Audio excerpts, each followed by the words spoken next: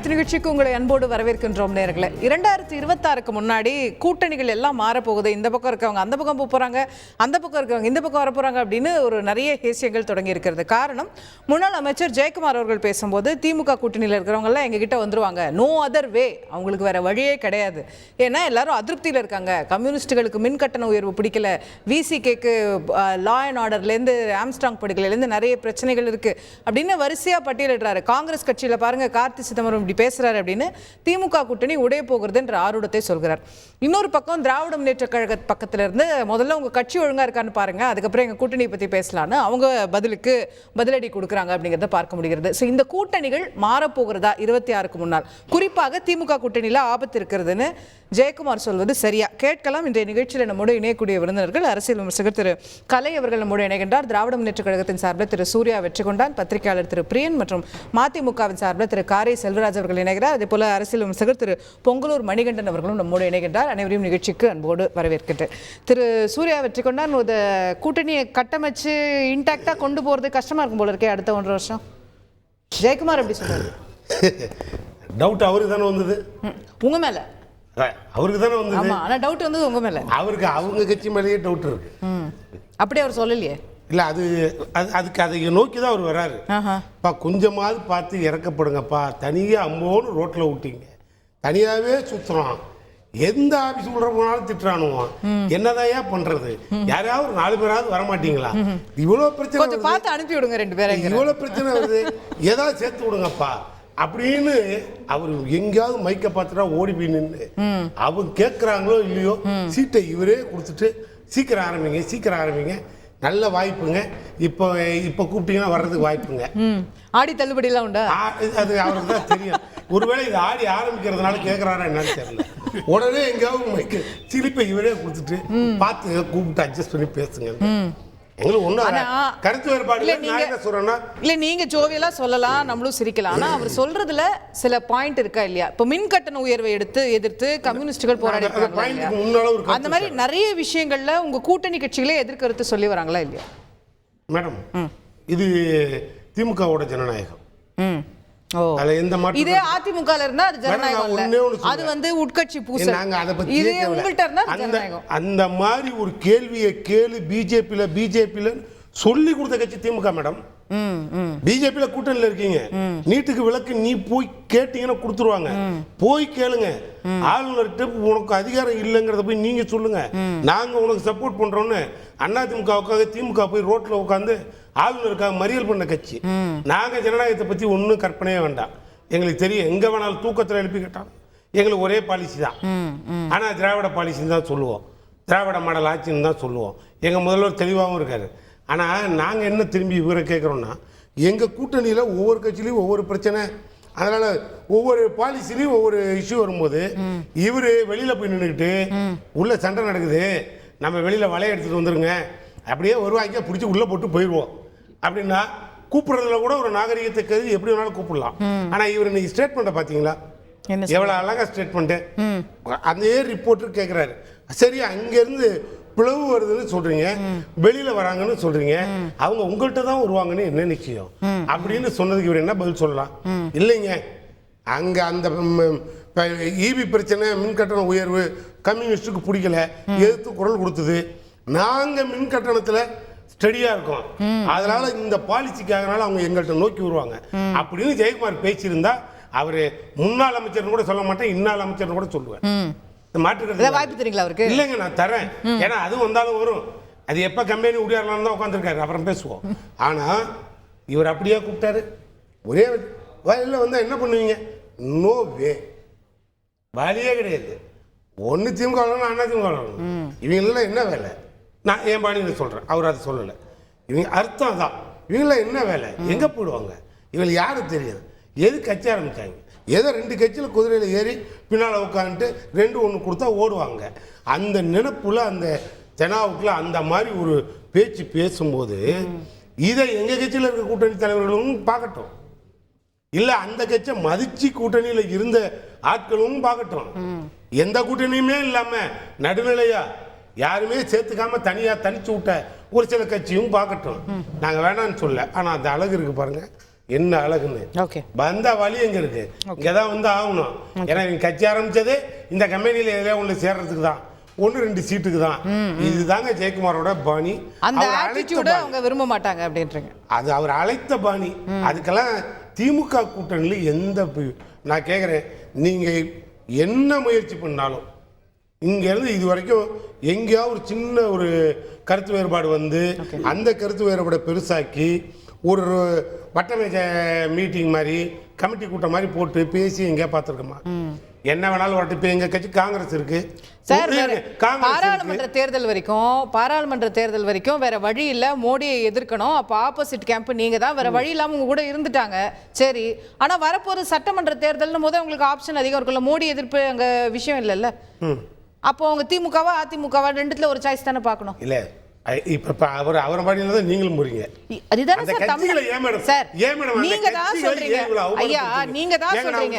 இல்ல நான் சொல்லல ஜெயக்குமார் சொல்லல, நீங்க தான் சொல்றீங்க தமிழ்நாட்டுல. ஆமா சார், அது ஏன் சொல்றேன்றதுக்கு நான் விளக்கம் சொல்லிட்டு இருக்கேன். நீங்க தான் சொல்றீங்க தமிழ்நாட்டுல 50 ஆண்டு காலமா இந்த 2 கட்சியை விட்டா ஆள் இல்லைங்க, நாங்க தாங்க மாறி மாறி ஆட்சிக்கு வருவோம், இதுதாங்க எங்கள் திராவிடம் சொல்றீங்கல்ல. இது எங்க கட்சி மேல நாங்க வச்சிருக்க நம்பிக்கை. அப்போ இந்த 2 கட்சி தான முக்கியமான ஆப்ஷன். அதுல என்ன தப்பு இருக்கு? அத சொல்றது ஆட்சிக்கு யார் வராங்கன்னு பார்த்து கூட 1-2க்காக தான் ஓடுறாங்கன்னு அவர்தான் கேவலமா. அப்படி சொல்லலங்க, அவர் அவ்வளவு கேவலமான எண்ணத்துல பேசுறார் அப்படின்னு உங்க விமர்சனங்க. அவர் டைரக்டா கேக்குறேன், நீங்க நல்ல மூத்த பத்திரிகையாளர், நோவே அப்படின்னா என்ன அர்த்தம்?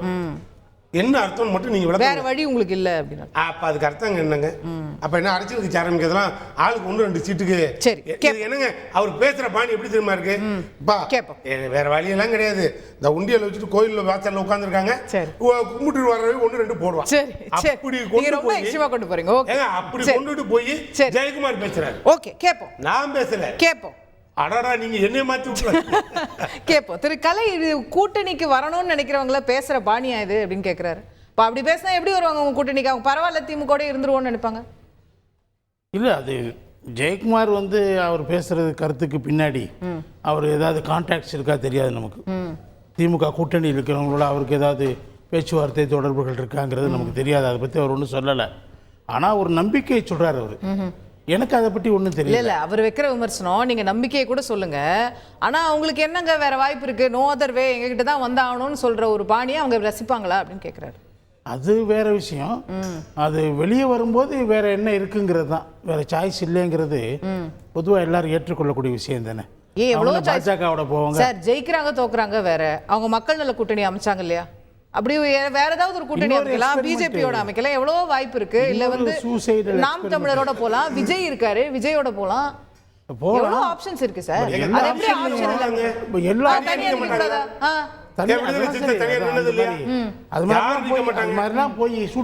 உங்களோட இல்ல, என்ன ஆப்ஷன் இருக்கு?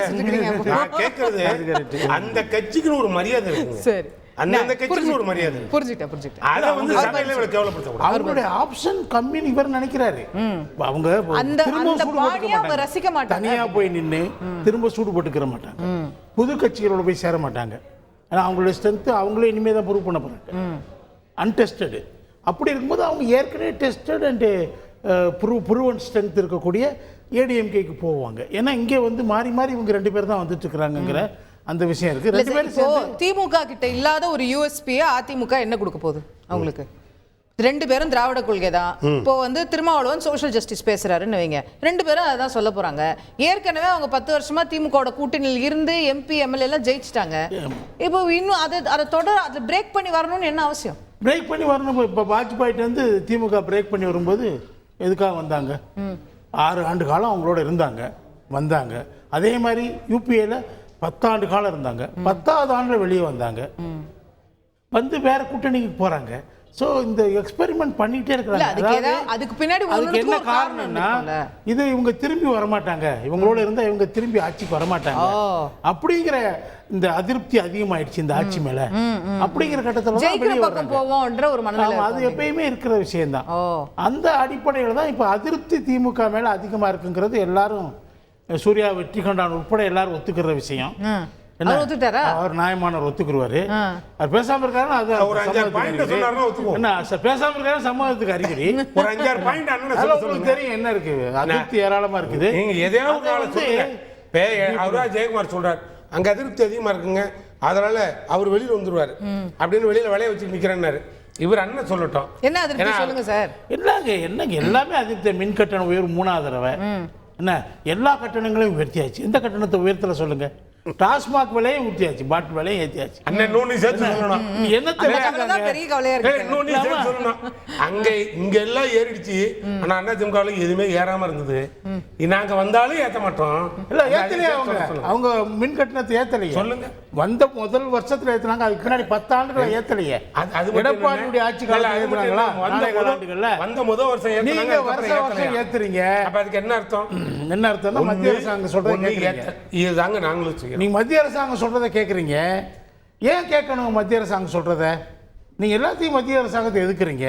ஜாதி வாரி கணக்கெடுப்பு நீங்க நடத்தலாம். நீங்க மத்திய அரசாங்கம் நடத்தல, ஒண்ணா இருந்தீங்க. உங்க பவரை நீங்க 10 ரூபா பொருளை 100 ரூபாய்க்கு வாங்கி 2 பேரும் ஷேர் பிரிச்சுக்கிட்டீங்க. எங்களுக்கு அதெல்லாம் தெரியலீங்க. ஏதோ வாங்கி எங்களுக்கு அதெல்லாம் புரியலீங்க. ஏதோ சொல்றேன், மின்சாரத்தை பவர் ஷேர் சொல்றேன். பவர்ல ஏன் பிரச்சனை வரல?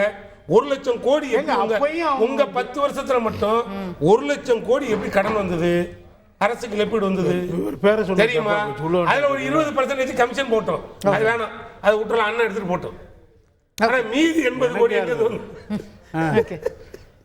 தரமாட்டேன், தந்தாதான் எடுத்துட்டு போறேன். இப்ப இவர் பேரை சொன்னது வம்பா போச்சு.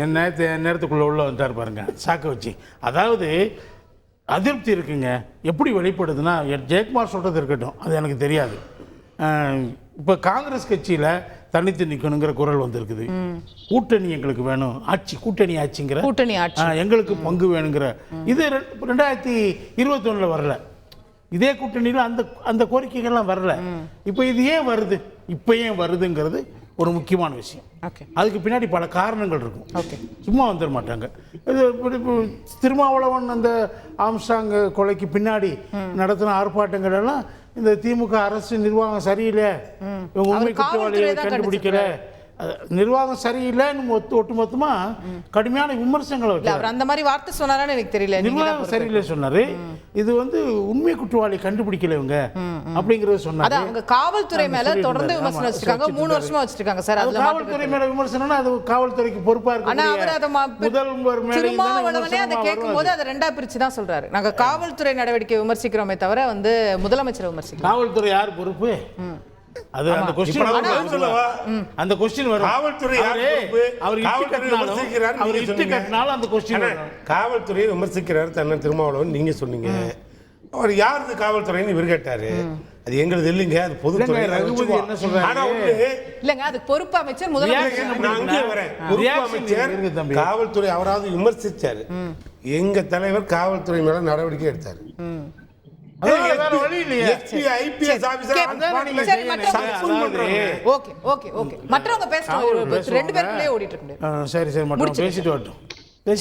திரு செல்வராஜ் அவர்கிட்ட கொண்டு போக நினைக்கிறது முக்கியமான ஒரு பாயிண்ட் அவர் எழுப்பினார். அதாவது இது ஒரு பக்கம் கூட்டணி கொள்கை எல்லாம் விட்டுருங்க, திமுகவோட அப்படியே தொடர்ந்தா ஜெயிக்க முடியுமான்னு யோசிப்பாங்க. அவங்க ஆட்சி மேலே அதிருப்தி வந்ததுன்னா ஆட்டோமேட்டிக்காக ஜெயிக்கிற பக்கம் போயிடுவாங்க அப்படின்னு. இப்போ அதுக்கான சாத்தியக்கூறுகள் நம்ம மறுக்க இல்லை. ஆட்சி மீது அதிருப்தி என்கிற சொல் ஆட்சியில் இருக்கிற இயக்கங்கள் மீது இயல்பாகவே சுமத்தப்படுகிற தேர்தல் ஆரம்பிச்சோன்னே ஆன்டி இன்கம்பன்சி பற்றி எல்லாம் பேச ஆரம்பிப்பாங்க. என்னை பொறுத்தவரையில் ஆன்டி இன்கம்பன்சி என்பது 2 நிலைகளில் இருந்து நம்ம அதை பார்க்கணும். பல பிரிவுகளில் நம்ம அதை பிரித்து பார்த்தோம்னா 2 பிரிவை முக்கியமாக எடுத்துங்களேன். மக்களுடைய அடிப்படை வாழ்வாதாரத்தின் மீதான கட்சிகளுடைய அந்த அரசாங்கத்தினுடைய தாக்குதல் ஒன்று. 2வது நாட்டினுடைய தொழில் வளர்ச்சி, சட்டம் ஒழுங்கு பிரச்சனைகள். இதுதான் மக்களை நேரடியாக பாதிக்கக்கூடிய இந்த 2 விடயங்கள். இப்போ ஒரு 10 நிலைகளில் ஒரு 8 நிலைகளில் மக்களுக்கு பயனளிக்கக்கூடிய திட்டங்களை அரசாங்கம் கொடுத்திருக்கிறது. 2 இடத்துல ஒரு பிரச்சனை இருக்கும். அந்த பிரச்சனை அது தனிப்பட்ட முறையிலே மாநில அரசாங்கத்தின் மீதான குற்றச்சாட்டை சுமத்தலாமா, இல்லை மத்திய அரசாங்கத்திலையும் அதில் சேர்த்துக்கலாமா? நம்ம கடந்த முறை இங்கே பேசும்போது அதற்கான விளக்கங்களை கொடுத்தேன். மின்கட்டண உயர்வுக்கும் நகராட்சியில் உள்ள வரி உயர்வுக்கும் காரணம் நேரடியாக மாநில அரசாங்கத்தின் மீது குற்றம் சுமத்திவிட முடியாது. மின்கட்டண உயர்விற்கு வழிகாட்டி இருப்பது கமிஷன். அதே மாதிரி 3324 கோடி ரூபாய் இழப்பு ஏற்பட்டு நகராட்சியில் ஆண்டுதோறும் அங்கே இருக்கிற விலையேற்றத்திற்கு தகுந்த மாதிரி வரி விதிப்பை மாற்றி அமைக்க வேண்டும். அப்படி கொடுத்தா மட்டும்தான் உங்களுக்கு மானியம் கொடுப்போம் என்று மத்திய அரசாங்கம். சார் இந்த விளக்கம்லாம் நீங்க சொல்லலாம். இல்ல நான் என்ன சொல்றேன், அவங்களோட பாயிண்ட் ஆஃப் வியூல அதிமுக தேர்தல் அறிக்கை வெளியிடும் போது நாங்க மின் கட்டணத்தை 100 ரூபாய் குறைப்போம், அப்புறம் இதை குறைப்போம் அதை குறைப்போம் அப்படிதான் சொல்லுவாங்க எல்லாருமே. இவங்களும் அப்படிதான் சொன்னாங்க. குறைக்க முடியாது. இப்போ சார் இருக்கட்டும், அப்படி ஒரு தேர்தல் வாக்குறுதி இப்ப திமுக வாக்குறுதி கொடுத்தாங்கல்ல, பெட்ரோல் விலை குறைப்போம், பால் விலை குறைப்போம், எல்லாத்தையும் குறைப்போம் அதிமுக வாக்குறுதி கொடுக்கும். அந்த நேரத்துல செட்டிங் என்னவா இருக்கும், அந்த நேரத்துல மூட் என்னவா இருக்கும் நடக்கிறதா. அதாவது ஒரு இயக்கம் கொடுக்கிற சார் மதிமுக உட்பட பாமக, மதிமுக, விசிக எல்லா இயக்கங்களும் 5 வருஷத்துக்கு ஒரு மாதிரி கூட்டணி மாறி இருக்கீங்களா இல்லையா, நடந்திருக்கா இல்லையா? அப்ப இந்த முறை ஏன் நடக்காது? இல்ல தேர்தல்ல நீங்க தேர்தல் அறிக்கை கொடுப்பது என்பது மக்கள் எப்படி நம்பிக்கை வைப்பாங்கன்னா அதை சாதிக்கக்கூடிய இயக்கம் என்ன என்பதை பார்ப்பாங்க. திமுக மீதான இந்த கடந்த 3.5 ஆண்டுகால ஆட்சியில் இந்த தேர்தல் அறிக்கையிலே கொடுத்திருக்கிற ஒரு 75% 80% திட்டங்களை நிறைவேற்றி இருக்கிறது ஒன்று. மக்களிடம் நேரடியாக பெறப்பட்ட மனுக்கள்ல கிட்டத்தட்ட ஒரு 80% மனுக்களை முதலமைச்சருடைய தனி அலுவலகம் அந்த மனுக்களை பரிசீலித்து நடவடிக்கை எடுத்திருக்கிறார்கள் என்பது. நீங்க இளைஞர்கள், மாணவர்கள், பெண்கள் என்று பலதரப்பட்ட மக்களுக்குமான ஒரு வசதியை, ஒரு வாய்ப்பை, வேலை வாய்ப்பை உருவாக்கி இருக்கிற இயக்கம் என்கிற பொழுது அந்த இயக்கம் கொடுக்கிற அந்த தேர்தல் அறிக்கையை தான் மக்கள் கவனத்தில் எடுத்துக் கொள்வார்களே தவிர எல்லா இயக்கங்களும் கொடுக்கிற தேர்தல் அறிக்கைன்னு அந்த தேர்தல் அறிக்கைக்காக சொல்றேன். நான் சொல்றது ஒரு தேர்தல் நேரத்துல அந்த மாதிரியான விஷயங்கள் பேசு பொருளாகும், மூட் செட் ஆகும். பேசு பொருள் என்பது நம்ம இந்த கூட்டணி கட்சிகள்லாம் எங்க போவீங்கன்றதை இல்ல கூட்டணி கட்சிக்கு இதையும் நம்ம போய் கிளப் பண்ண வேண்டாம். தேர்தல் அறிக்கை அவர் ஏன்னா ஆன்டி இன்கம்பன்சி இதை அவர் லிங்க் பண்றாரு. அதனால அவரோட கேள்வியில இருந்து நான் ஆன்டி இன்கம்பன்சின்னு அவர் சொன்னது மின்சாரம் சொன்னாரு. மின்சாரத்தை நான் சொல்லிட்டேன். விடுதலை சிறுத்தைகள் ஆம்ஸ்ட்ராங் கொலை வழக்க சொன்னாரு. அவர் ஒரு பத்திரிகையாளர். ஆம்ஸ்ட்ராங் கொலை வழக்கு நடந்த உடனே அவர்கள் மீதான காவல்துறை மீதான குற்றச்சாட்டு அங்கே களத்திலே நின்றார் அண்ணன் திருமாவளவன் அவர்கள். ஆனால் காவல்துறை நடவடிக்கைகளை எடுத்து கைதிகள் நடந்ததற்கு பிறகு முதலமைச்சரை சந்தித்து அந்த ஆம்ஸ்ட்ராங் கொலை வழக்கில் எடுத்த நடவடிக்கைகளுக்கு பாராட்டு தெரிவித்து இதற்கான தொடர்ந்து இந்த பணிகளை செய்யுங்க, இது போன்ற கொலைகள் நடக்கக்கூடாது என்று அறிவித்தது என்பதை பத்திரிகையாளர் எப்படி மறந்துட்டாருன்னு எனக்கு தெரியல. அது நடந்திருக்கிறது. இதுல ஒரே ஒரு குறிப்பை மட்டும் நான் உங்களுக்கு சொல்றேன்.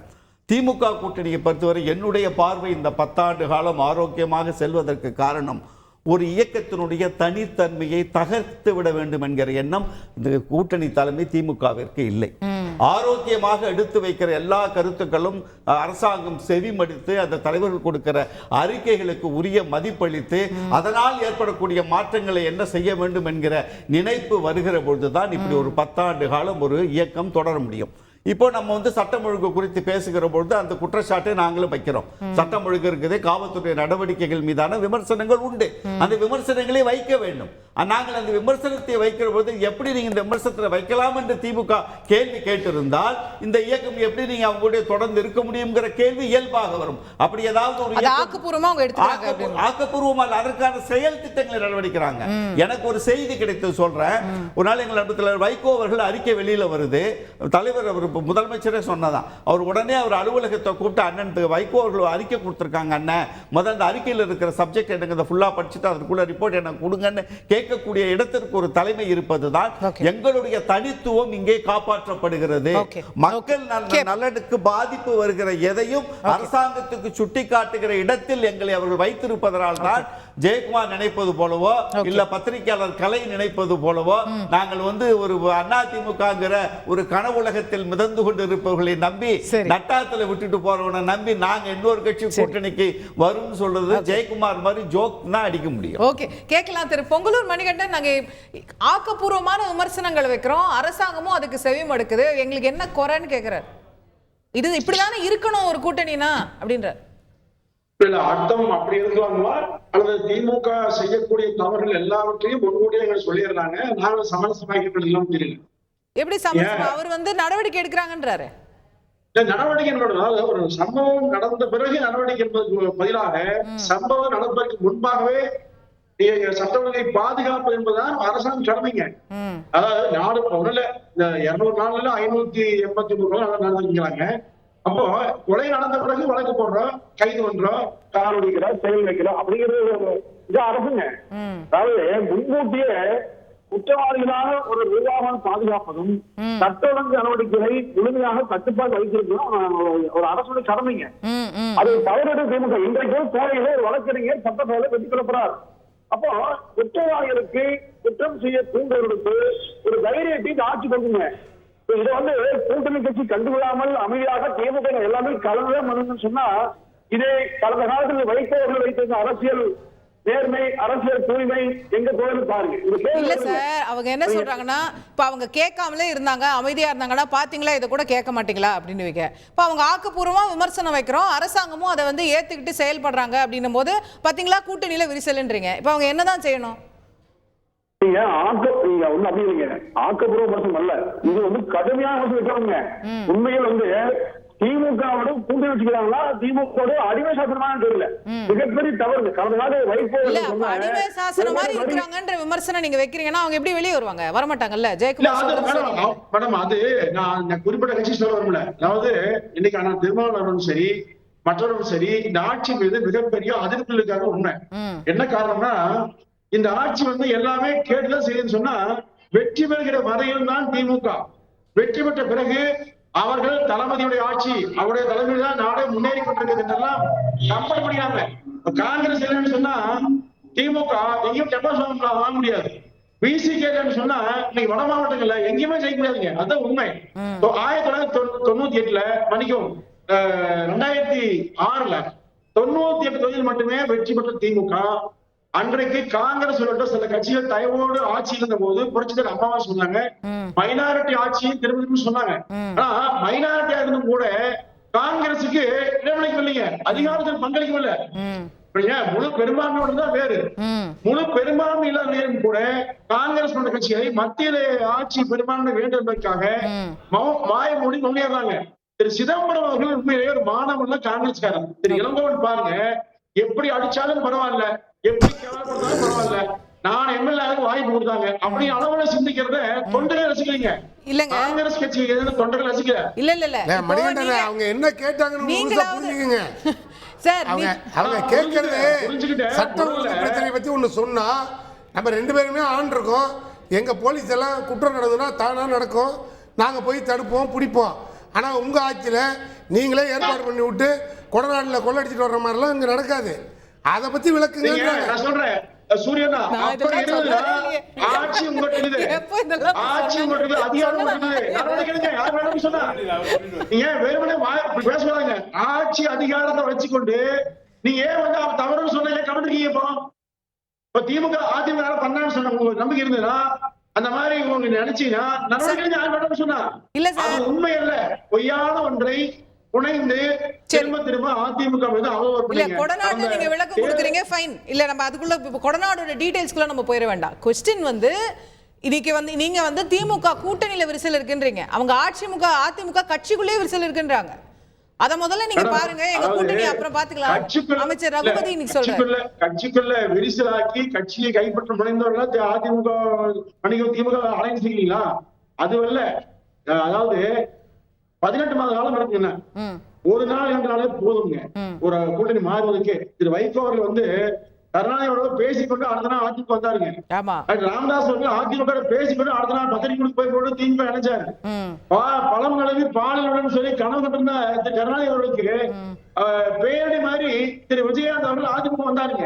கூட்டணி கணக்கு என்பது ஒவ்வொரு நாளும் மாறக்கூடிய, அதாவது ஒத்த கருத்து ஒத்த கூட்டணி சொன்னீங்கன்னா தனி கட்சி மாதிரி இன்னும் வேற கட்சியில் நோக்க முடியாது. தேர்தல் 2 ஆண்டு காலம், இந்த 3 ஆண்டு காலமே மிக மோசமான ஆட்சி என்பது அவருக்கும் தெரியுங்க. கூட்டணிகள் எல்லோருக்கும் தெரிந்தே இருக்கான்னு சொன்னா ஒரு காரணம் இருக்கிறது, பொறுத்திருந்து பாருங்க. ஓகே, கேப்போம் திரு பிரியன். யாருக்கு தான் இப்ப பிரச்சனை, யாருக்கு நெருக்கடி? திமுக கூட்டணியா இல்ல அதிமுக கூட்டணியா? அதிமுக டெஸ்பரேட்டாக இருக்காங்க. அதுதான் இது வெளிக்காட்டுற விஷயம். இதுதான் தேர்தலுக்கு முன்னாடியே கசப்பு மருந்து எங்ககிட்ட இருக்குது காங்கிரஸுக்குன்னாங்க, யாரும் போன மாதிரி தெரியல. அடிப்படையான ஒரு விஷயம் பாலிடிக்ஸ்னு 20 மாதம் கழித்து தான் தேர்தல் இருக்குது. அரசியலில் என்ன வேணால் நடக்கலாம் அப்படின்றது ஒரு முக்கியமான விஷயமா பார்க்குறோம் நம்ம. அப்போ ஏன் காங்கிரஸோ இல்லை விசிகேவோ ஏன் போகக்கூடாது அப்படின்ற ஒரு கேள்வி எழுப்புறாங்க. ஆனால் அடிப்படையான விஷயம் என்னென்னா 3 தேர்தலாக அவங்க ஒன்றா வந்திருக்காங்க. 3 தேர்தலாக வெற்றியை பார்த்துட்டு வந்திருக்காங்க. உள்ளாட்சி தேர்தலில் வெற்றியை பார்த்துட்டு வந்திருக்காங்க. அவர்களை இணைப்பது வந்து மோடி எதிர்ப்பு என்கிற ஒரு விஷயம் தான் அவங்களை இணைக்கிறது ஆக்சுவலாக. அவங்க எந்த அடிப்படையில் வந்து எதிர்க்க போவாங்க? அந்த மோடி எதிர்ப்பு சட்டமன்ற தேர்தல் வரும்போது இருக்காதுல்ல அப்படிங்கிறது தான் கேள்வி. as long as டெல்லியில் மோடி ஆட்சி செய்கிறவரையும் இது இங்கே கண்டினியூ இருக்கும். கண்டினியூ ஆகும். அதுக்கு கண்டினியூ ஆகிறவரையும் இங்கே கண்டினியூ ஆகும். அங்கே ஏதாவது பிரச்சனை அங்க ஆட்சி மாறினாதான் அங்கே ஆட்சி மாறினாதான் இங்கே பிரச்சனை வரும். அது வரையும் பிரச்சனை வராது, அது கண்டினியூ ஆகும். ரெண்டாவது வந்து ஆன்டி இன்குபன்சினா கண்டிப்பாக இருக்குது. ஆன்டி இன்குபன்சி இல்லைன்னா மறுக்க முடியாது. மின்கட்டண உயர்வு, நீங்கள் உதவி திட்டம் அதிமுக தான் ஏற்றுனாங்க, அதெல்லாம் நீங்கள் என்ன சொன்னாலுமே சாதாரண மக்கள்கிட்ட மின்கட்டண உயர்வு இருக்குது. ஆனால் இதுக்கு முன்னாடி 2 மின்கட்டண உயர்வுக்கு அப்புறம் தான் எலெக்ஷன் நடந்தது. 40 ஜெயிச்சிட்டாங்க அவங்க. அவங்களுக்கும் தெரியும்ல, ஆளுற கட்சிக்கும் மக்கள் எந்த அதிருப்தியில் இருக்காங்க. உயர்வு எல்லாம் வந்த பிறகுதான் இப்போ ஜெயிச்சிருக்காங்க. சட்டம் ஒழுங்கு, ஆம்ஸ்ட்ராங் பிரச்சனை, டெய்லி ஒரு கொலை நடக்கிறது, கள்ளச்சாராயம், எவ்ரிதிங் வந்து அவங்களுக்கு ஒரு கெட்ட பேரை கொள்றதுன்றது தெரியாது இருக்காது. ஆனால் அதே சமயம் அதை சரிசமம் பண்ணுற மாதிரி நல்ல விஷயங்களை சைட் பை சைடு அவங்க பண்ணிட்டே போகிறாங்கல்ல. அது பெண்களுக்கு உரிமை தொகை ஆகட்டும், தவப்புதலன் திட்டமாகட்டும், தமிழ் புதலன் திட்டமாகட்டும், புதுமை பெண் அப்படின்னு ஏதோ ஒரு விஷயத்தை அவங்க சைட் பை சைடு அந்த ஆன்டி இன்குபன்சியை வந்து காம்பன்சேட் பண்ணுறதுக்காக விஷயங்கள் பண்ணிட்டு இருக்காங்க. இந்த கூட்டணி கட்சிகள் இப்போ இந்த பேச்சு வந்ததுக்கு காரணமே கார்த்திகோடைய பேசினது தான். கார்த்திகான முதல் பாதியில் என்ன பேசினாருன்னா, திமுகவுடைய ஸ்ட்ரென்த்தை வந்து அக்னாலஜ் பண்றாரு. இல்ல திமுகவால தான் நாங்க ஜெயிச்சோம், அது எல்லாமே அவர் சொல்றாரு. சொல்லிட்டு தான் சொல்றாரு, பொது பிரச்சனைகள்ல குரல் கொடுக்கணும் அப்படின்ற ஒரு முக்கியமான விஷயத்தை சொல்றாரு. கூட்டணி தர்மம் சும்மா கூட ஆட்சியில பங்கு கேட்கணும்னு சொல்றாரு. இது வந்து காங்கிரஸ்காரங்க அவ்வப்போது கொடுக்குற ஒரு குரல் தான். அதுக்கு எதிர்குரல் ஈவி கேஸ் கொடுத்தாரு. இந்த மாதிரி விஷயங்களுக்கு அப்புறமும் வந்து கூட்டணி அமைகிறது வந்து பல சமயங்களில் நடந்திருக்கு. அதெல்லாம் வந்து நம்ம மறுக்க முடியாது. ஆனால் அடிப்படையாக ஒரு பெரிய ஒரு மேஜர் ஷிஃப்ட் வரணும் அப்படின்னா அதிமுக வந்து ஒரு நம்பிக்கை கொடுக்குற இடத்துல இருக்கணும். அது வந்து வலிமையா இருக்கணும். ஒரு தமிழக அரசியல் களம் இப்போ இந்த பிளேயர்ஸ் இருக்காங்க, இவங்க இந்த பக்கம்னு ஒரு ஃபீல்டு இருக்கு இப்போ. பட் இதுக்குள்ள விஜய்னு ஒரு கேரக்டர் வர போறாரு. இப்போ அவர் வரும்போது இதுல அவர் என்ன மாதிரியான தாக்கத்தை ஏற்படுத்துவாரு, இல்ல அவரோட போலாமா அப்படிங்கிற ஒரு சின்ன ஒரு ஆசை யாருக்கு ஏற்படும் அப்படிங்கிறது ஒரு கேள்வியா இருக்குல்ல. ஒரு புது பிளேயர், அதாவது ஒரு ஸ்டார் வரும்போது குறைந்தபட்சம் விஜயை பயன்படுத்தி தங்களுடைய வேற வலிமையை வேற இடத்துல அதிகரிக்கலாமா அப்படின்னாவது கட்சிகள் யோசிப்பாங்க. பட் அது வந்து ஒரு இப்போ பேசப்படுற பேச்சுகள் எல்லாமே கிட்டத்தட்ட அந்த பேர வலிமையை அதிகப்படுத்துறதுக்கான ஒரு விஷயங்கள் தான். இது எல்லாமே அதுக்கான ஆரம்பம் தான். பட் ஆனால் வந்து ஸ்டாலின் வந்து இந்த 3 எலெக்ஷன்லையும் இந்த கூட்டணி கட்சியில் இவர் சொல்ற மாதிரி சரியா மேனேஜ் பண்ணிட்டு போயிருக்காரு. ஆனால் இந்த கட்சிகள் வந்து இப்போ வைகோ சின்னமே தீப்பெட்டி சின்னத்தில் நிற்கிறதுக்கு அவர் ஓகே பண்ணிட்டாரு. 2 பேரும் பானை சின்னத்தில் நிற்கிறது விடுதலை சின்னத்துக்கு ஓகே சொல்லிட்டாரு. போன எலெக்ஷன் அது பண்ணல. ஸோ அவருக்கும் வந்து இந்த சேஞ்சிங் சுச்சுவேஷன் புரியுது, விட்டு கொடுத்துட்டு போறாரு. அதே மாதிரி 26 வரும்பொழுதும் அது இவங்க கேட்குற தொகுதியில் 1-2 தொகுதி கூட கொடுக்கறதெல்லாம் பண்ணுவார். நம்மளுடைய பாயிண்ட் என்னன்னா, இவங்களை கவர்ந்து இழுக்கிற அளவுக்கு அதிமுக என்ன இருக்குன்னு தான் கேட்குறேன். இல்ல நான் சொல்றது எல்லா சிறிய கட்சிகளுக்குமே சாய்ஸஸ் அதிகமாக இருக்காதா 2026ல்? இப்போ அதிமுக ஒரு சாய்ஸ் இருக்கு, தேசிய ஜனநாயக கூட்டணின்னு இவங்க ஒருத்தனம் தொடங்கி இருக்கிறாங்க, விஜய்னு ஒரு சாய்ஸ் இருக்கு, நாம் தமிழர் இது வரைக்கும் கூட்டணி வைக்கல, பட் அப்படி ஒரு சாய்ஸ் இருக்கு. இப்போ இப்படி மல்டிபிள் சாய்ஸ் இருக்கும்போது அவங்க யோசிச்சு பார்ப்பாங்க தானே அப்படிங்கிறது. பட் வின்னபிலிட்டின்னு ஒன்று இருக்குல்ல, வெற்றி பெறது. நீ உங்ககிட்ட வந்து நீங்க 40 தொகுதி கொடுத்து நான் 10 தொகுதி வின் பண்றதுக்கும் 40 தொகுதி கொடுத்து 35 தொகுதி வின் பண்றதுக்கும் வித்தியாசம் இருக்குல்ல. ஸோ அந்த பாயிண்ட்ல வந்து அவங்க யோசிப்பாங்க. திமுக கூட்டணி கட்சிகள் அதோட பலம் வந்து தெரிஞ்ச விஷயம். வின்னபிலிட்டி பாயிண்ட்லயும் 2 சாய்ஸ் குறைஞ்சபட்சம் வந்துருதுல்ல அதிமுக திமுகன்னு. அதிமுக வரல, அதுக்கு ஜெயலலிதா இருந்தவரையும் ஓகே, இப்போ அது வரல. இப்போ வலிமை குண்டி தான் அது இருக்கு. ஆக்சுவலா அது வலிமை வரும் எப்போ வரும்னா ஒன்னா சேர்ந்தா எல்லாரும். அதிமுக ஜெயிப்பாங்கன்ற நம்பிக்கை இப்போ இல்ல. அது திமுகவுக்கு மாற்று அதிமுக அப்படின்ற கருணாநிதி ஜெயலலிதா கருணாநிதி இல்ல, அந்த ஃபேக்டர் இங்க இல்ல. அந்த ஃபைட் இப்போ அந்த ஃபைட் கிடையாதுங்க. அது மறுக்கலாம் நிறைய பேர், அது கிடையாது இப்போ. ஆக்சுவலா தன்னை அதிமுக தன்னை வலுப்படுத்தி கொண்டு முதலமைச்சர் எடப்பாடி அவர்கள் தன்னை ப்ரூவ் பண்ண செல்வாக்கு மிக்க தலைவர்னு ப்ரூவ் பண்ணணும். ஒரு எலெக்ஷன்ல ஒரு சீஃப் மினிஸ்டர் நின்று அவர் சீஃப் மினிஸ்டர் ஆனாதான் அவரை வந்து தமிழக மக்கள் அக்னாலஜ் பண்றாங்கன்னு செல்வாக்கு மிக்க தலைவர் நம்ம ஏத்துக்க முடியும். செல்வாக்கு மிக்க ஜெயலலிதாவே இல்ல ஒரு நிமிஷம் சூர்யா சுட்டிக்காட்டின மாதிரி ஜெயக்குமார் சொன்ன மாதிரி அந்த அவங்கள விட்டா இவங்க நோ அதர் வே கணக்கு இப்ப கிடையாது. நோ அதர் வே எல்லாம் கிடையாது. நோ அதர் வே கிடையாது. எப்ப நோ அதர் வே வரும்னா அதிமுக தன்னை பலப்படுத்தி கொண்டு எடப்பாடி தன்னை ஒரு ப்ரூவன் லீடரா செல்வாக்கு மிக்க தமிழ்நாட்டு மக்கள் லீடரா எமர்ஜ் ஆகும்போது தான் அந்த ஒருமையை தவிர இப்ப ஸ்டாலின் வந்து கட்சியிலையும் ஆட்சியிலையும் ஓரளவுக்கு வந்துட்டார். ஆனா அவருக்கு வந்து ஆன்டி இன்குபன்சி விஷயங்கள்லாம் இருக்கு, அதை காம்பன்சேட் பண்றது பண்ணிட்டு இருக்காரு. அதுக்கு மாற்று அதிமுக என்ற விஷயத்துக்கு வரும்போது அவங்க இன்னும் வலிமை பெற்று இருக்குல்ல ஒரு பாயிண்ட் இருக்கு. எடப்பாடியும் செல்வாக்கு மிக்க தலைவர் அப்படின்னு இல்ல. ஆனால் ஒரு பாயிண்ட் இருக்கு. சப்போஸ் எடப்பாடி அவர்கள் மோடியை எதிர்த்து ஒரு களமாடினார்னா, தீவிரமா களமாடினார்னா, இந்த கட்சிகள் இப்போ உதாரணமா அனுராக் தாக்கூர் பேச்சு அதை கண்டிக்கணும். எடப்பாடி கண்டிச்சாரு வச்சுக்கோங்க, அதெல்லாம் ஒரு சிக்னல். அந்த மாதிரி விஷயங்களை கையில் விமர்சிக்க ஆரம்பிச்சு கொஞ்சம் அதில் விமர்சித்து கடைசியில் டிஎம்கேவும் தாக்கினார்னு பார்த்தோம் நம்ம. அது இல்லாம காங்கிரஸை சப்போர்ட் பண்ற மாதிரியான விஷயங்களை கையில் எடுத்து மோடியை கடுமையாக அட்டாக் பண்ற ஒரு ரோல் எடுத்தார்னா எலெக்ஷன் நெருங்க இங்க ஏதாவது ஒரு அதிருப்தி இருந்து வச்சுக்கோங்க, அப்ப நீங்க தூண்டில போட்டு பார்க்கலாம். எங்ககிட்ட வந்தா கூட்டணி ஆட்சின்னு சொன்னார்னா அதாங்க அந்த கூட்டணி ஆட்சின்னு சொன்னா அது மாதிரி விஷயங்கள்லாம் எப்பன்னா நீங்க ஆன்டி மோடி ஸ்டாண்டையும் எடுக்கணும் சேர்த்து. அது இல்லாம நடக்காது. பேசிக் அந்த பேசிக் அதுதான், ஆன்டி மோடி ஸ்டாண்ட் தான் பேசிக், அது எடுத்தாதான் உண்டு. ஓகே, கேட்போம். நிறைய கேள்விகள் இருக்கு. திமுகவுக்கு மாற்று அதிமுக அப்படிங்கிற அடிப்படையே கொஸ்டின் பண்ணியிருக்காரு. கேட்க வேண்டிய விஷயம் நிறைய இருக்கு. பொங்கலூர் மணிகண்டன் ஒரு முக்கியமான இஷ்யூவை பிரியன் அவர்கள் எழுப்புறாரு. திமுகவுக்கு மாற்று அதிமுக தான், நீங்க சொல்ற மாதிரி நோ அதர் வே அப்படிங்கிற கணக்கெல்லாம் இல்ல, அதிமுக இன்னைக்கு ஒரு வலிமையற்ற ஃபோர்ஸா இருக்கு அப்படிங்கிறார். இல்ல, தவறான வாதம். அதாவது திரும்ப திமுக வலிமையோடு இருப்பா. யார் வலிமையோடு இருக்காங்க? கூட்டணி கட்சியை போட்டிருக்காங்க, அவ்வளவு வேணுங்க. கூட்டணி கட்சியா ஒரு குண்டூசி வச்சு வரிசையா ஒரு ஊசியை நிறுத்துற மாதிரி. அதாவது இதை தாண்டி திமுக பலம் இருக்குங்க. இப்ப இதுவரை திமுக தனித்து நின்று தமிழ்நாட்டில் வெற்றி பெற்ற ஆண்டு எதுங்க? எந்த தேர்தல் சொல்லுங்களா? ஒண்ணுமே கிடையாது. அப்போ திமுக அதிமுக நீங்களும் தனிச்சு வெற்றி பெற்றுக்கிறீங்க, நான் மறுக்கல. அது ஜெயலலிதா காலம், இப்ப இல்லங்கிறாரு. இல்ல, அந்த வலிமை இன்னைக்கு கிடையாதுன்றார் அவர். இல்ல இத்தனை கூட்டணி கட்சிகள் ஆளுங்கட்சி பலத்தோடு நாடாளுமன்ற தேர்தலை சந்திக்கிறவங்க கூட திமுக வாக்கு வங்கி அதிமுக பாருங்க, ஒரே வித்தியாசம் தான். அப்படி எல்லாம் கிடையாது. அதாவது புரியல, இந்த நாடாளுமன்ற தேர்தல் சொல்றீங்க?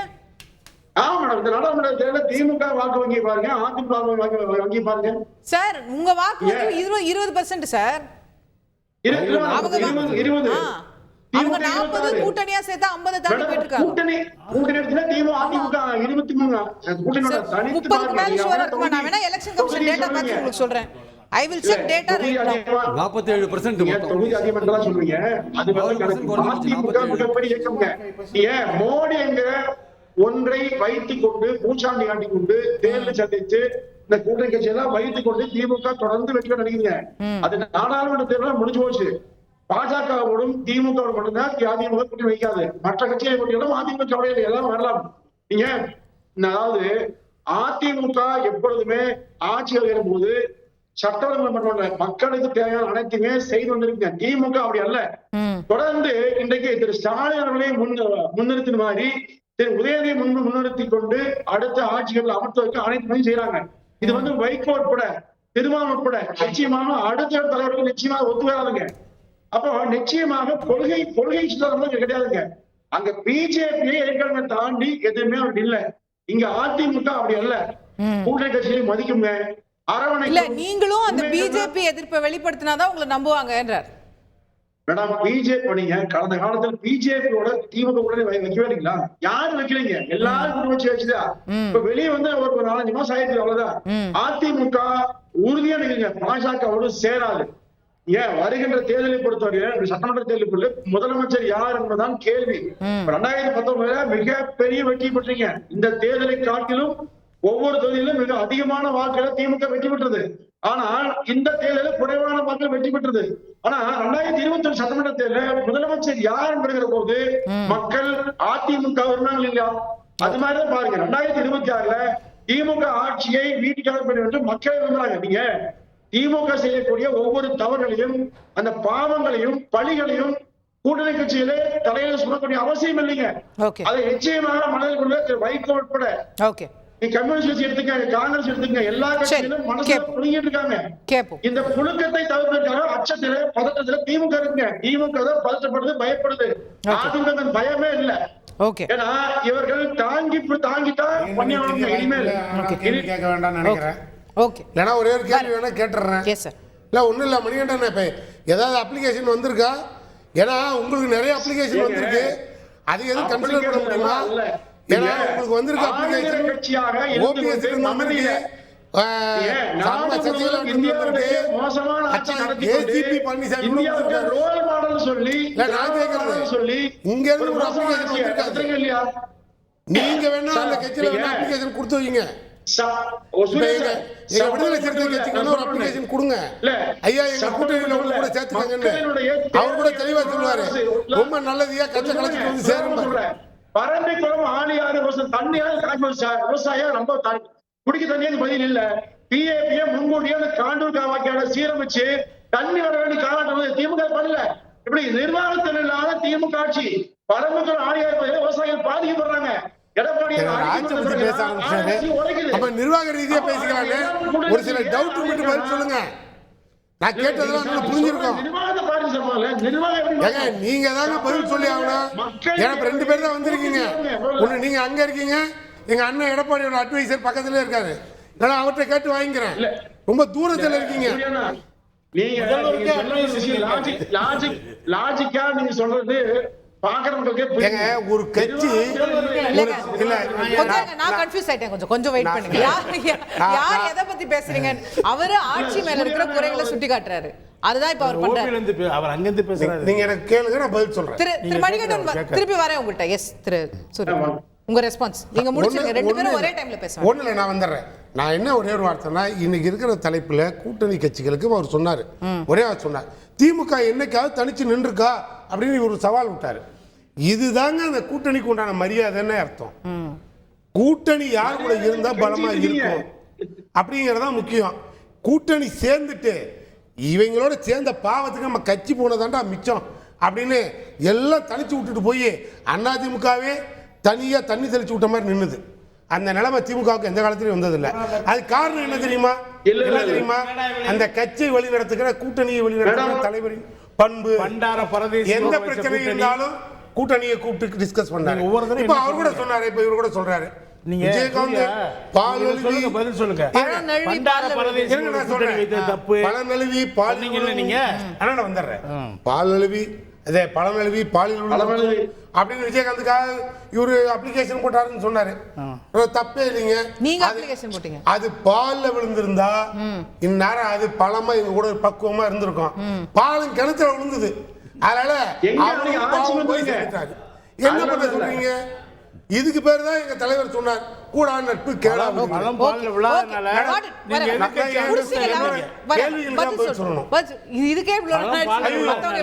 கேள்வி நிறைய இருக்கு. அதாவது மேடம் இல்ல நீங்க ஏதோ ஒரு விஷயம் கேளுங்க, அவர் பதில் சொல்லட்டும், நம்ம அப்புறம் நான் அவர்கிட்ட அது ஓப்பனா கேட்டேன். இப்ப எங்கள்ல இருந்து யாரும் மனு கொடுக்க முன்வர போறது இல்ல. எங்கள்கிட்ட இருக்கிறதெல்லாம் பாலிசிக்காக தான் எங்க கூட கூட்டணியில இருக்காங்க, கொள்கைக்காக இருக்காங்க.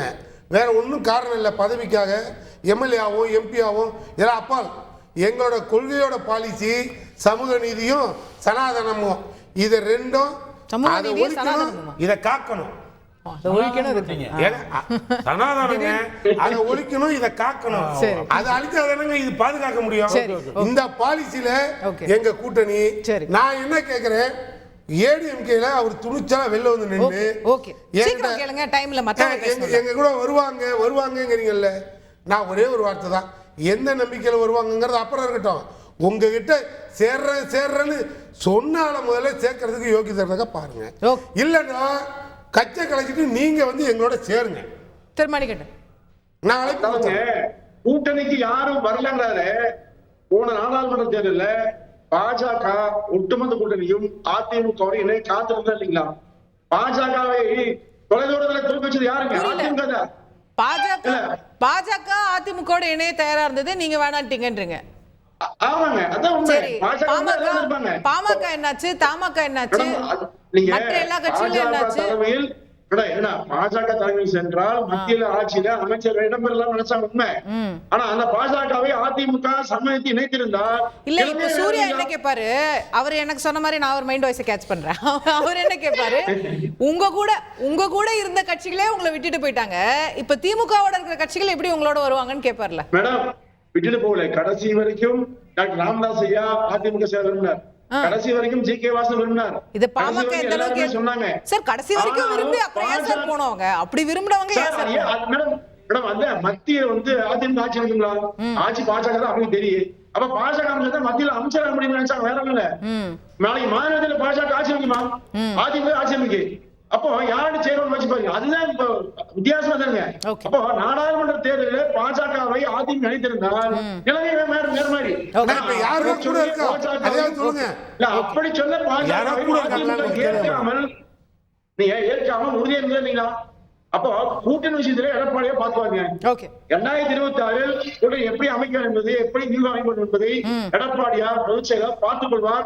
26 சொன்னீங்க இல்ல மேடம், அது மேடம் மெகா கூட்டணி அமைந்திருக்கும். பாஜகவோடு அதிமுக இணைந்திருந்தால் எல்லாமே வந்து மத்திய அமைச்சர் கனவில் இருந்தாங்க. சரி இன்றைக்கு சட்டமன்றத்தில் அப்படி அல்ல. பாஜகவோடு சென்றால் டெபாசிட் தெரியவில்லை. சரி ஒரே ஒரு கொஸ்டின், 26 வரைக்கும் 26 வரைக்கும் ஏடிஎம்கே எடப்பாடி கிட்ட இருக்குமாங்கிறது கேள்வியா இருக்கு. ஏன்னா எப்பவுமே இருக்கு. திமுக இப்படிதான் இருந்தது. வைகோட போயிரும் சொன்னாங்க. எங்களுக்கு இன்னும் 50 வருஷம் ஆட்சியை காப்பாத்த கட்சியை காப்பாத்த நீங்க சொன்ன அமைச்சர் உதயநிதி ரெடியா இருக்காரு.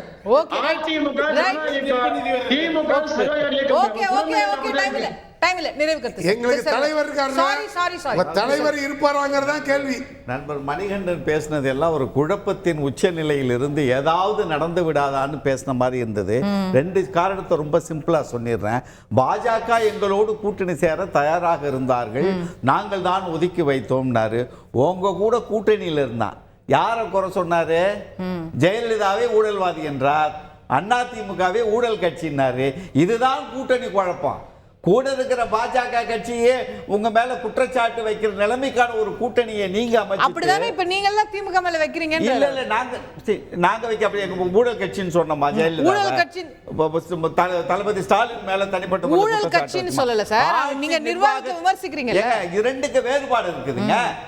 நானும் நீங்களும் கூட்டணியில் இருக்கிறோம். உங்களை வந்து நான் தரக்குறைவா நேரடியாக ஒரு கட்சியினுடைய தலைவர் மீது குற்றச்சாட்டு வைப்பதற்கும் மக்கள் மீதான வாழ்வாதார பிரச்சனைகளிலே மாற்றம் வருகிற பொழுது அதை எதிர்ப்பு குரல் கொடுத்து ஆட்சிக்கு அதிகாரத்தில் இருப்பவர்களுக்கு அந்த குறிப்பை கொண்டு போய் சேர்க்க வேண்டிய கடமை எல்லா இயக்கத்துக்கும் உண்டு. கூட்டணியில் இருந்தாலும் அதை செய்யறோம். ரெண்டாவது இன்னொரு முக்கியமான விஷயத்தை சொன்னாரு. விடுதலை சிறுத்தைகள் வட மாநிலத்தில் இல்லைனா திமுக ஜெயிக்குமா, அவர்கள் இல்லைனா இங்கே ஜெயிக்குமா, மதிமுக இல்லைனா இங்கே ஜெயிக்குமான்னு வரிசைப்படுத்தினாரு. அதுதான் கூட்டணி, அதுதான் கூட்டணி. திமுக வலிமையாக இருக்கிற பகுதிகளில் எங்களுக்கு வாய்ப்பும், நாங்கள் வலிமையாக இருக்கிற வாய்ப்பை, கூட்டணி கட்சிகள் இருக்கிற வாய்ப்பை, அந்த பங்களிப்பை திமுகவுக்கு கொடுப்பது காங்கிரஸ். இதுதான் கூட்டணியினுடைய தர்மம். ஒண்ணு. இப்ப நீங்க இந்த 29 பாராளுமன்ற தொகுதியில் எடப்பாடியார் கூட்டம் போட்டு பேசியிருக்காரு. உங்க கட்சிக்காரன் பேசினது எல்லாத்தையும் வெளியிட முடியுமா? உண்மையா மொத்த செய்திகளையும் வெளியிட்ட விட முடியுமா? நாம் தமிழர் இயக்கத்தோடு கூட்டணி சேர்ந்தால்தான் கட்சி ஜெயிக்கும். அடுத்த தேர்தல் இரண்டாவது, நேற்றைக்கு நடந்த கூட்டத்தில் பேசி இருப்பது ஒரு சமுதாயத்தினுடைய வாக்குகளை இந்த இயக்கம் மொத்தமாக இழந்திருக்கிறது. ஓபிஎஸ்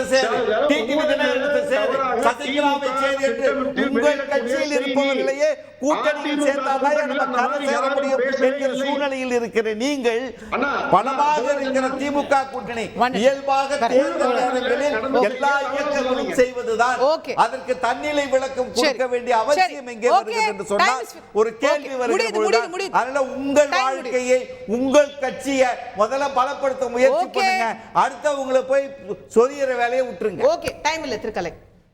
அதாவது அந்த கட்சி உள்ளரங்கு நடக்கிற கூட்டத்தில் பேசுற விஷயங்களாம் இவங்க எப்படி தெரிஞ்சுக்கிறாங்கன்னு எனக்கு தெரியல. நண்பர்கள் இருப்பாங்க, நண்பர்கள் வேற நண்பர்கள் என்ன சொன்னாங்கன்னா, இந்த ஓபிஎஸ் சார் இந்த மாதிரி விஷயங்கள் எல்லாம் நீங்க உள்ள பேசக்கூடாது என்று தடை விதிக்கப்பட்டது அப்படின்னு கூட சொன்னாங்க. ஏன் தடை விதிக்க வேண்டிய அவசியம் வருது? அப்படி சொன்னாங்க. என்ன பேசுறாங்க, அதனால தடை விதிக்க வேண்டிய அவசியம் வருது. முதல்லயே தடை விதிச்சிட்டாங்க, பேச முடியல அதனால சொன்னாங்க. இப்போ அது பேசுறாங்கன்னு சொல்லி வருது. சார், அப்ப தடை விதிக்கிறாங்க என்ன அர்த்தம்? இதெல்லாம் பேசிடுவாங்க. தடை விதிச்சாங்கன்னு சொன்னது நம்புறீங்களா? இப்ப பேசுறாங்கன்னு சொன்னது நம்புறீங்களா? இல்ல சார், அதான் சொல்றேன். நீங்க சொல்றது படி உண்மையே நான் எடுத்துக்கிட்டு பேசினாலும் ஏன் தடை விதிக்க வேண்டிய அவசியம் வருது? முதல்ல இதெல்லாம் வந்துருமே அப்படிங்கிற ஒரு விஷயம் போட்டாங்க சொல்றாங்க, சொன்னாங்க. இப்ப என்ன வருதுன்னா அவங்க பேசி இருக்காங்கன்னு வருது. தடையை மீறி பேசிட்டாங்க, அப்படிதான் அர்த்தம். இந்த உள்ள நடக்கிற விஷயங்கள்லாம் எனக்கு எதுவும் தெரியாது. என்னைய வச்சுட்டு அவங்க பேசுறாங்க, என்னைய உள்ள வச்சுட்டு யாரும் பேசுறது, எனக்கு உள்ள வச்சுட்டு யாரும் பேசுறது இல்ல. நண்பன் வெளியில என்கிட்ட சொல்ல மாட்டானா? என்னமோ உள்ள வச்சுட்டு யாரும் பேசுறது இல்ல. அதனால என்ன ஒரு பத்திரிகையாளர் என்ன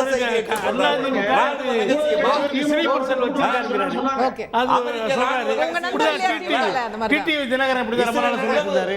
ஸ்ரீபர்சன் இருக்குன்னு சொல்றாரு. இப்ப இவரு நாம் தமிழர் கட்சி சீமான் தலைமையில கூட்டணியா? அவன் அப்படியே கேட்டிருக்காங்க. ஒரு எப்படி கேட்பாங்க? அர்த்தம் இருக்கா உங்களுக்கு? நான் சொல்றேன், இந்த மாதிரி பேசுறது அர்த்தம் இருக்கா? அப்படி கேட்பாங்களா?